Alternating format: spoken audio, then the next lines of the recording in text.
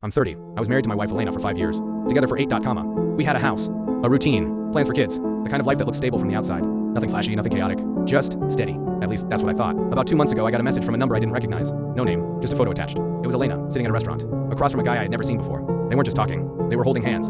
I stared at that picture for a long time, convincing myself there had to be an explanation. A cousin, a colleague, anything. I texted back asking who it was. No response. That night, I didn't say anything. I just watched her. The way she smiled at her phone, the way she angled the screen away from me. All the little things I had ignored before suddenly felt loud. A few days later, I checked our phone bill. There was one number she'd been calling constantly, late at night, early mornings, every single day.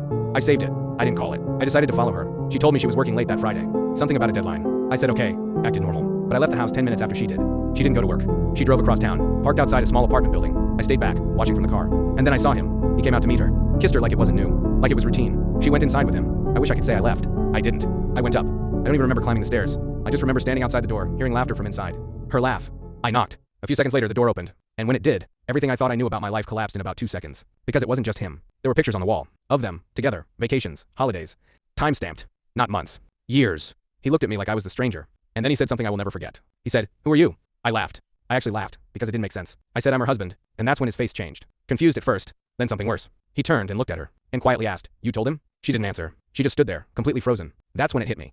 I wasn't the only one being lied to. He thought I was the other guy. I found out that night that for the past 2 years, she had been living 2 completely separate lives. 2 homes. 2 routines. 2 versions of herself. Just different names. I left. She called me over 50 times that night. I didn't answer. I don't think I've fully processed it yet. But the part that keeps replaying in my head isn't even the cheating. It's that moment at the door, when 2 people looked at each other, both realizing at the exact same time that everything they believed was real. Wasn't.